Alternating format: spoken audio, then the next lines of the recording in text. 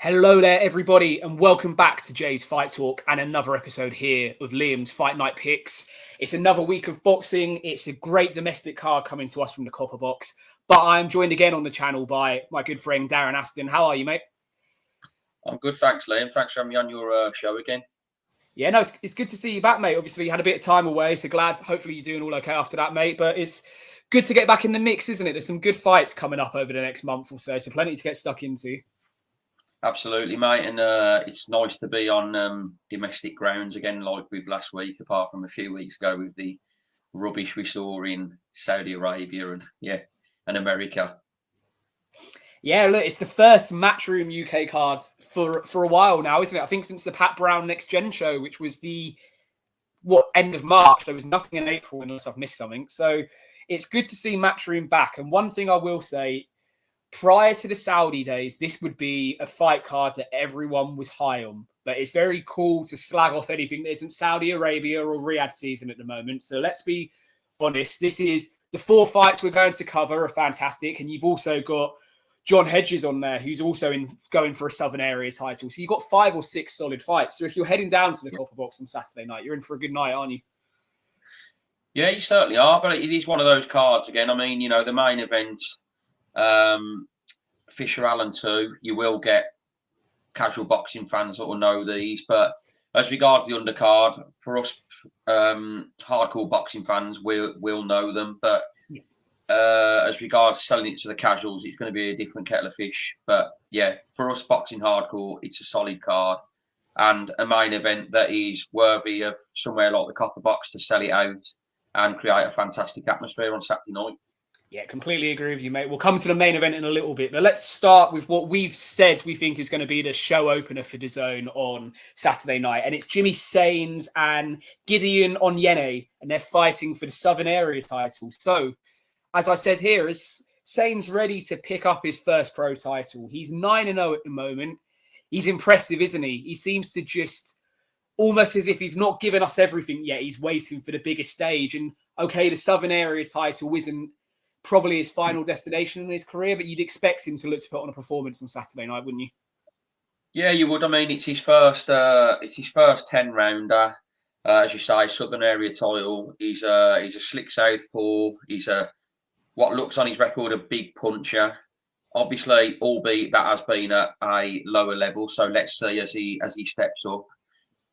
Yeah, really like him. I like the way he's going about his work. And this guy he's fighting as well. He's a really creditable opponent. I mean, he was 2 fights ago. He went in with Fawaz, didn't he? And he lost on points. And we all know Fawaz was in that close fight with was it Junaid Boston that was a split decision draw.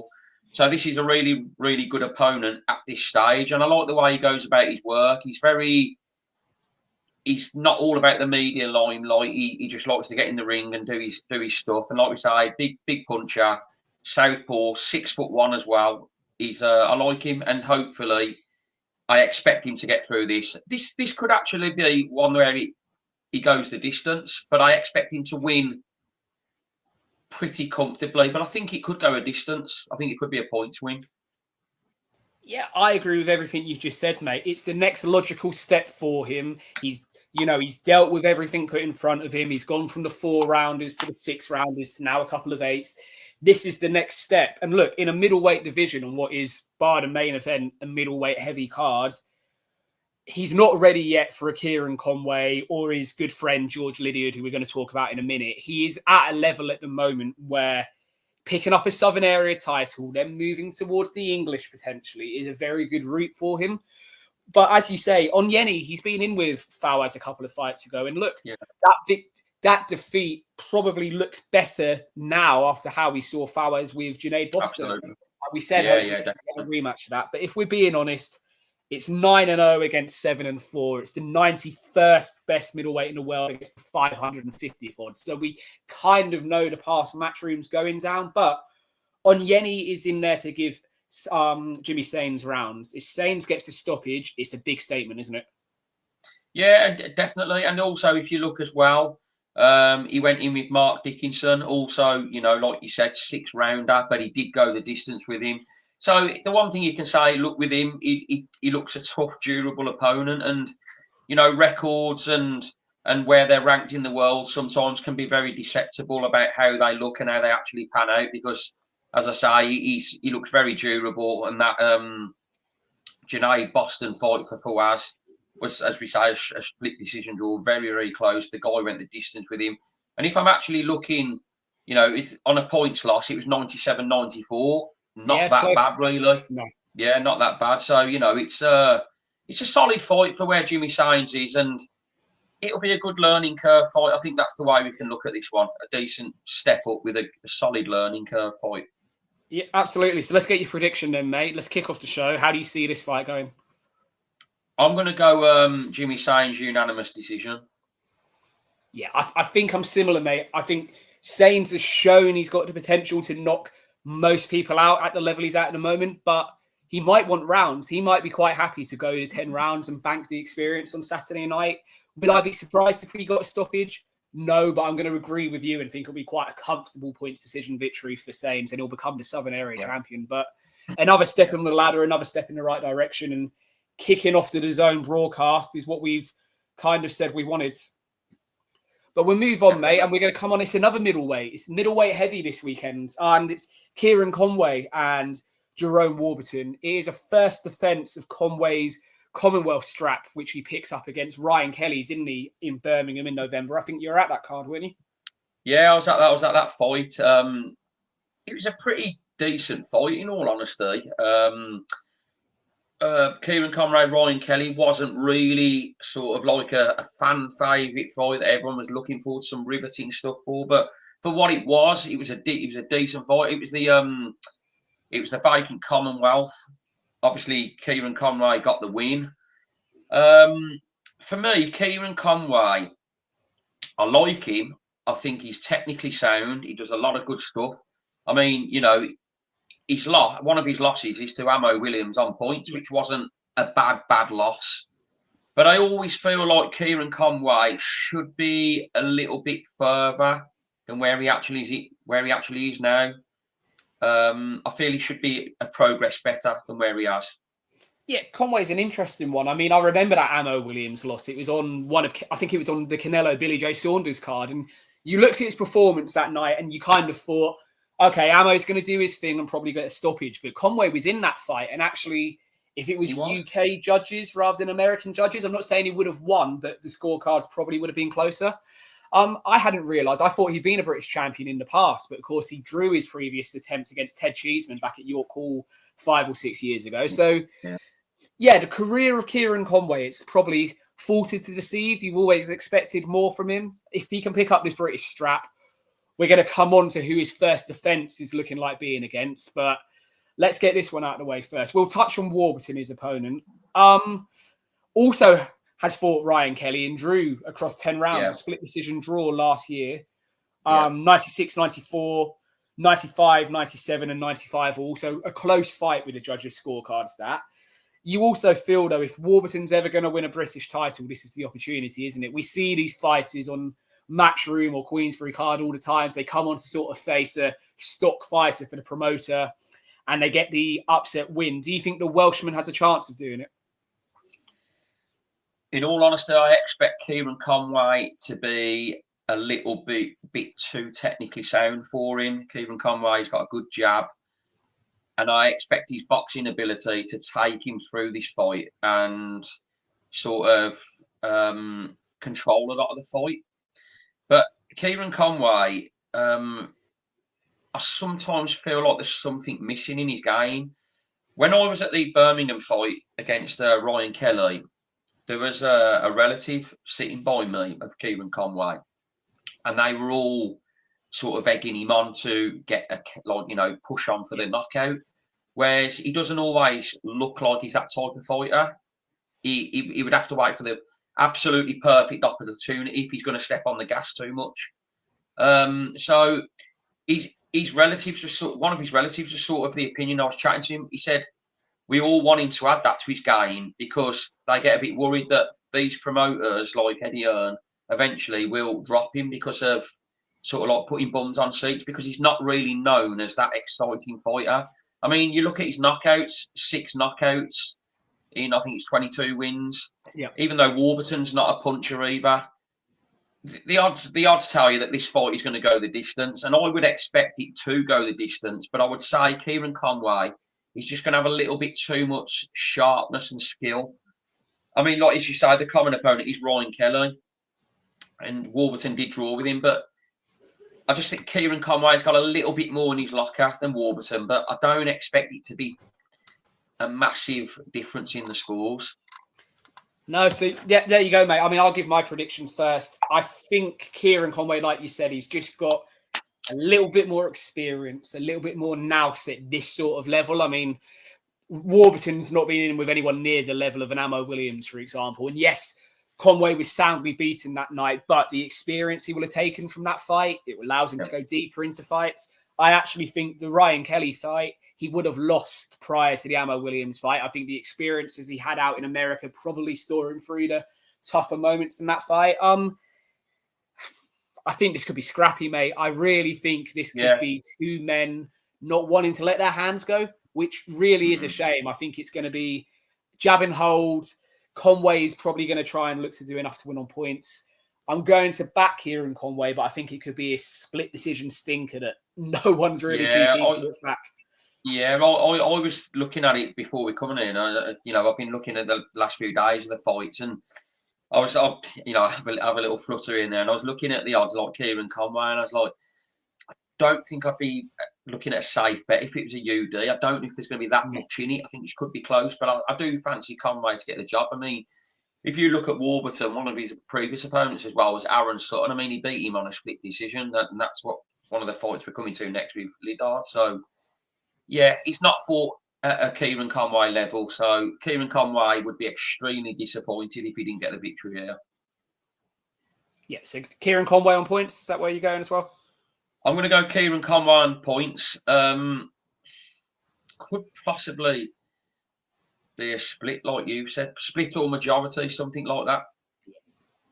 Yeah, I agree, mate. So there we go. So that is for the British and Commonwealth titles. We're going to come on to our last middleweight helping on this Copper Box card, and it's George Liddard against Aaron Sutton, who we've just mentioned as being an opponent of Jerome Warburton.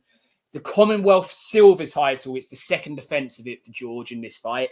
But the real prize on the line is the Border Control have already said the winner of Conway and Warburton fights the winner of Liddard and Sutton. So we already know that fight is being ordered for, I believe, by September. We have to see it. So there you go. You know the next fights that are going to be made.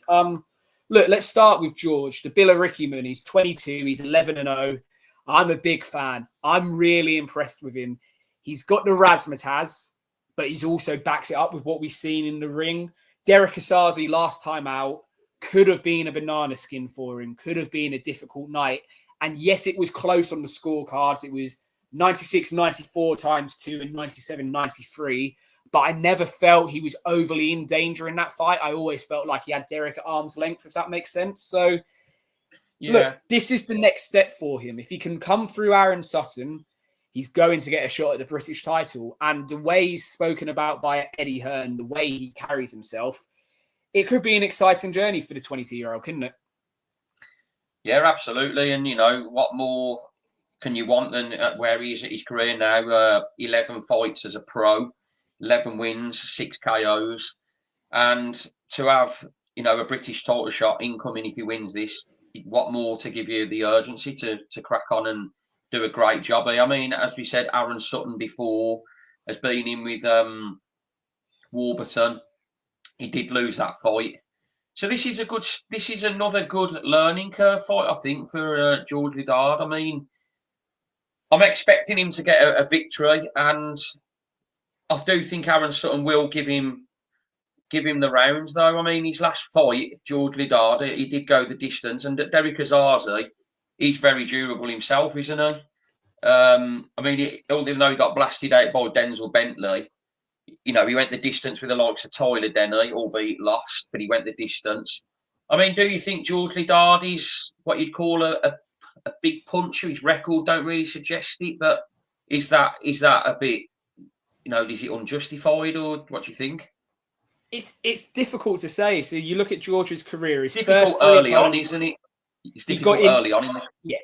first 3 opponents he got out of there, then he went on a points run, and then the stoppages have sort of come every 2 or 3 fights. I do think with him, he's one of those fighters that he knows how in control of a fight he is. I stand by the Asazi fight in January. If he really wanted to, he probably could have forced a stoppage, but he was happy to bank the rounds. I think he's looking for a stoppage on Saturday night. It's like I said, it's a statement he wants to make, because you look good, then the fans are going to be clambering for the British title fight. Look, George Liddard looks good. The chances of this fight landing back at the copper box are high, because as we said, Kieran Conway doesn't put the bums on seats. George Liddard could guess himself, he's from Billericay, 15 minutes away from Stratford. He could get himself a British title fight on home soil with a good performance. But let's touch on Aaron Sutton. I mean, he's 19-1. Jerome Warburton's the sole loss on his records. But if we're honest, Jerome Warburton is the only name really on his record. It's a lot of 6 and 8 rounders on there other than that. I believe that's his only other 10 rounder. No, he's only had 2 10 rounders before this.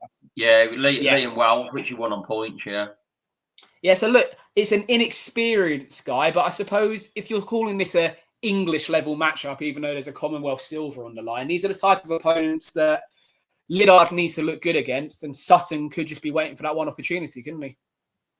Yeah, definitely. And like you said, with the British title fight looming, it is one of them fights where I think he will look to go out and try and make a statement. But Aaron Sutton, I mean, I was just having a look, and he's ranked 214 in the world, whereas Liddard at the minute, he's ranked like 87, not a million miles apart.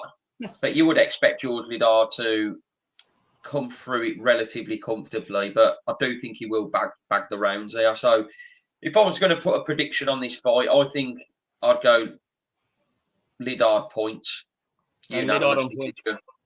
Unanimous decision, yeah. Fair enough. I agree that Liddard's going to win, but I think he'll look to make a statement. I think it's a 10-rounder. I think we'll see a stoppage in the second half of the fight, whether it's a knockout and he's on his back, or whether it's an accumulation and the ref jumping in. I just think Liddard's the showman. He looks to thrive off of the crowd. Eddie's spoken about the fact he's sold the most tickets of his career for this fight. He's going to want to put a marker down. So for me, George Liddard's to defend that Commonwealth silver belt, cement a British title opportunity via a stoppage in the second half of the fight is where I'm going. The one thing I was going to say as well, you got to look at these fighters, these opponents. You look at Aaron Sutton, 20 fights, 19 wins, 1 loss. He's never been stopped. No. But you have got to look at like the opponent. You look at him and think, well, he's durable. I don't think he'll get stopped. You are right in, with George Liddard wanting to make a statement. The one thing we don't know about Aaron Sutton, apart from one fight, the class of opposition he's fought, does he really take a shot that well against a better opponent? That's the things you have to analyse and look at. But George Liddard, for me, is a guy that could, say Kieran Conway comes through his fight, he's a guy that could pose a lot of problems for Kieran Conway. Yeah, George Liddard is a nightmare for Kieran Conway, if I'm being honest. Aaron Sutton is probably more suited to Kieran if we're looking at that next matchup, assuming Kieran comes through as well. George Liddard's a stylistic nightmare. But look, we're going to find out on Saturday night. It looks like Eddie sounds like he's ready to announce, if it's Conway and Liddard, it looks like he's ready to announce that on Saturday night. So we could get our first face-off as well, which will be interesting to see. But look, we're going to come on to the main event.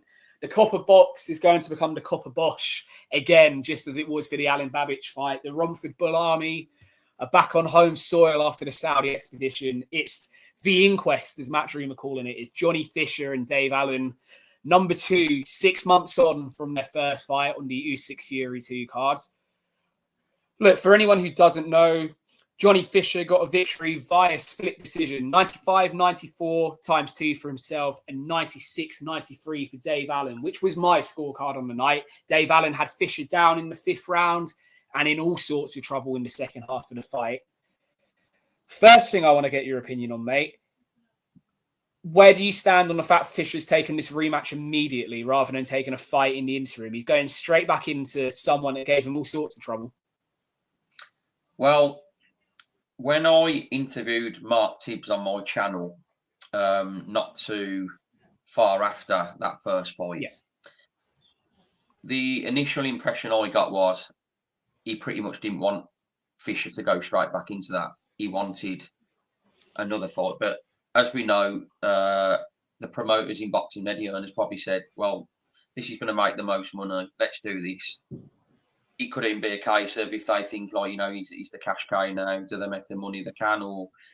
But I don't believe Mark Tibbs wanted the immediate rematch. He wanted the rematch, but I got the impression not the immediate one. So very interesting insight that was. Do I think it's the right thing to do? I've always been a believer. If you are confident in yourself and you think you've learned from that fight and you can put it right, why not go back in? And I've also, with Gavin Gwynn, who I spoke to lately, we've got a big problem in boxing where someone takes a loss, that's it, they're done. It doesn't mean the end. Johnny Fisher, if he lost this fight, could take the L and come back. Even if he gets beaten badly, he's still young enough to rebuild and come again. If he loses and he loses with credit, he can come again. So 1 and 2 losses doesn't define your career. I agree that sometimes the way you take a loss can have an impact on it, but it doesn't define your career. So, from my opinion, if Johnny Fisher feels confident in himself to beat Dave Allen in this rematch, no problem with it. Yeah. Look, I mean, I agree with everything you've just said. I watched that Mark Tibbs interview and got a very similar impression. That's a trainer not directly saying he wants his man to take a step before he goes back into the fire, but he was giving all the hints, wasn't he, Mark Tibbs? And he's, he always wears his heart on his sleeve, a bit like his dad, Jimmy. They're very passionate people, and it's what boxing needs. But look, he's 13-0, Johnny. He's only 26. He's a baby as a heavyweight. I mean, he's a baby, full stop. But as a heavyweight in particular, he's a baby. Losing this fight on Saturday wouldn't be the end for me. And the other thing to add, that was his first time fighting overseas away from his crowd. I think he said he got 150 out there, which, let's be honest, 3 days before Christmas to get 150 going over is a fantastic effort. We know how much he thrives off the atmosphere. We know when he beat Henry Armstrong for the Southern, he had 2,500 in there. We know when he beat Babbage, it was 5,000. He's done 6,000 tickets, I've heard, by himself for Saturday night, which is mental for, again, someone in his position. So the Romford Boar Army is going to be out in full force. But I was just going to say, sorry, Liam, I was just going to say as well, it's like Nathan Heaney. He has a loss. His fans don't piss off and leave them alone. When you've got a fan base like that, that fan base will be there if he loses. So when you've got a fan base like that, if you lost that fight, they don't disappear. And if you've got that, a promotional team like Eddie Hearn will go, we can get him on the next show or 2 shows time in the UK. It's not the end. That's the thing. It's not the end. It's like Ricky Hatton's following back in the day. He lost to Floyd Mayweather, then he's done 48,000 at the Manchester City Stadium for his next fight back. I mean, tells you everything you need to know when you've got a good working class loyal fan base behind you. What I was going to say with Fisher is, look, Dave Allen roughhoused and bullied him at times during that first fight, and sort of, look, Dave's only 33, so using the saying old man him feels a bit wrong, but you get what I'm saying. Dave's experience is far superior to Johnny's. If Johnny's scared of committing and looks to not run, but looks to stay on the back foot, it will be an interesting fight. But look, let's come on to Dave Allen. As I'm saying, it was probably his career best performance in Saudi, despite the fact he didn't get the nod. Probably take away from the Lucas Brown fight, but Lucas Brown is an enigma in himself. He was a world champion, failed a drugs test, lost to a former rugby league player inside a round. I mean, that tells you everything you need to know about Lucas. But focusing on Dave, look, Dave Allen turns up. He's very good at a certain level, which is where we're at in this fight. If Dave Allen doesn't turn up, David Price, Lenroy Thomas 1, Tony Yoka. I mean, I could probably go through half of the man's losses, but I won't do him a disservice. He can look very ordinary. Dave Allen is probably the best example I've ever seen of a fighter that if he isn't motivated, it all falls apart. What do you think, mate? I think when you look at, I think Dave Allen is at his best when you've got a guy in front of him that doesn't sort of like want to take the centre of the ring and like put it to him. Look, in the past, Luis Ortiz, Dave Allen was paid very low amount to take a beating. Luis Ortiz totally outclassed him. He was a come forward fighter, teed off, hit him with everything. Fraser Clark wasn't scared of Dave Allen a few fights ago, stood centre of the ring, literally done what he wanted with Dave Allen. Dave Allen come out the fight. Johnny Fisher, for where he was controlling them first 4 rounds. Yep. And how them first 4 rounds went in that fight, I thought, this is exactly how I expect the fight to go. Late stoppage, pull him out, or it'll go the distance. And then the unthinkable happened. Dave Allen landed, and that's when Johnny Fisher went to pieces. So it made Dave Allen then look very good in that fight. And I'm not saying Dave Allen, like you say, when he puts his mind to it, isn't good, but it's a certain style of fighter that makes him look good. And when Johnny Fisher was bludgeoned in that fight, he went to pieces and he couldn't regain his composure, which made Dave Allen look really good. Yeah. In this fight, my opinion is Mark Tibbs will try and get Johnny Fisher to keep the fight at range, use his jab, and try and get to his boxing and not engage and get into trouble. And by the way, I've spoke to Mark Tibbs earlier this week. I think I am interviewing him on Thursday on my channel. That's hopefully coming. So that'll be good. We'll get you to talk about your channel in a minute, mate. Yeah, no worries. Sorry, I'm not plugging my channel. Just thought. No, mate, plug away. It's absolutely fine. You are exactly right. Dave Allen needs to go in there with the roughhouse tactics again. He needs to make it rough on the inside. He needs the little digs around the back of the head, the little digs on the break, all the sly stuff that you can get away with without, getting into the Paddy Donovan territory of looking at getting DQ'd. Let's try and avoid that for another matchroom main event on Saturday night. I just think the Jamie Moore and Nigel Travis effect on Dave Allen is a big thing. The fact that they have him in that gym properly and he's dedicated and he's coming in as good a shape as Dave Allen can come in at. He's not, having a McDonald's in fight week or doing anything crap. He's actually dieting properly, which you should say you're a professional athlete. That should be the norm. But let's remember, we know where Dave Allen's come from. We know this is the best he's ever looked. I just think it's all wrong, Dave Allen, for Johnny Fisher at this point in his career. I think if you go back to when that fight was offered to the team for Saudi, they'd say no now. Dave Allen is the type of opponent that unfortunately can do what he done to Johnny Fisher in Saudi. And I think he'll do it again on Saturday and actually stop Johnny. I think we're going to see a Dave Allen stoppage. I just have that feeling, look, Johnny Fisher will come back again and I think he can get to a British, maybe, even a European title. But right now, I think Dave Allen has his number, has the more experience, and he's going to be able to get a stoppage over Johnny Fisher, which will, be an interesting thing to see the reaction inside the copper box if that does happen. But I just favour Dave Allen. What do you think, mate? How do you see the main event? I wouldn't completely rule that out because there's a little bit in this fight for me is if Johnny Fisher isn't first of all, like I said, I think the tactics are going to be to keep on the jab and not engage too much and stay out of trouble. Because when he got tagged, obviously he was in trouble. I just think that it's going to be the mental thing that if Johnny Fisher does get tagged, it's going to be how he adapts to it again and how he composes himself this time. Daniel Dubois has learned to compose himself a little bit better when he gets caught, whatever. It showed that in the Joshua fight. He got caught, he composed himself.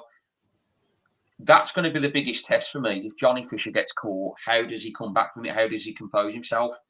But if he doesn't, and it's a big if he doesn't get caught in the fight, I'm expecting Johnny Fisher to control this fight and keep it at range, not engage and win on points. But would I say I'm mega confident? No, because like I say, there's that factor for me is if Johnny Fisher gets caught, but I don't think he's going to want to engage too much. But the big question is, can Johnny Fisher stay out of trouble? Yeah, that is the question. So you're going Johnny Fisher on points? I'm going to go Johnny Fisher on points, but if you ask me confidence, I'll probably say 60-40. There we go. And that's everything you need to know about this fight. And that's what we want in boxing. No one wants blowouts. Yeah. No one wants it on one side. But that is where we're going to leave this week's show. All eyes on the copper box. There isn't anything else on TV this weekend to take your focus away. So all eyes on the Copper Box. A card from the Zone. There's some other good fighters on the undercard. Shannon Ryan's back in action. John Hedges, as I said, is in a southern area scrap as well. There's some other good young prospects. Look, people are starting to say, where's the next British boxing superstar is going to come from? I'd say that there's a good chance we might see 2 or 3 of them on this card on Saturday night. So make sure you got your eyeballs on it if you can. You've mentioned your channel a few times, mate. And if you're not checking out Darren's channel, it's a fantastic channel. Some of the guests he's had on there and the content he's put out is fantastic. But where can they find you, mate? Where can they go looking for it? If you're just on YouTube, type in Chat a Lot of Boxing and you'll find me there. It's a very unique channel with that name. So yeah, and then I'm on X, formerly Twitter, at Aston Darren, and I'm also available on Facebook and Instagram, just simple as Darren Aston. You'll find me, and yeah, my channel's been good. Obviously, I had 8 weeks off it. I think with what happened with my dad. I'm back to it now. I'm doing bit by bit. Hopefully, get more content as goes by. I have got a good couple of interviews lined up, and as I said, I'm hoping. He has told me he'll be available on Thursday, but I'm hoping that'll come through. I understand it's a busy fight week for Mark Tibbs, but he come on before and it was a great interview, and no better way than to get this one on fight week. So let's hope we can get that done Thursday. Yeah, well, keep your eyes peeled for that. Definitely go back and watch his previous interview with Mark Tibbs, and if he gets him this week, it will be unique to get a trainer in fight week to get their opinions on it, sort of on a, away from the promotional press conferences and stuff. But all that's left for myself to say is big thank you, Darren, for coming on. A big thank you to everyone for watching on YouTube. As always, like, comment, and subscribe to JFT. Myself and Jay will be back with Straight Talk probably on Thursday this week around 8 o'clock. So make sure you join us for that, where we just chat all the latest news. We cross over into MMA as well a little bit, but boxing and MMA news will be covered. And get involved in the comments. If you think me and Darren are chatting rubbish, feel free to let us know in the comments. We're more than happy to have a conversation with everyone. Keep up the good work as well, you guys, Liam, you, Sam and Jay. Keep up the good work. Cheers, mate. Really appreciate that. But no, cheers everybody for watching, and I'll see you again next week where we'll be previewing cards in Doncaster and Scotland. What does Josh Taylor have left? We're going to find out next weekend. Thank you very much.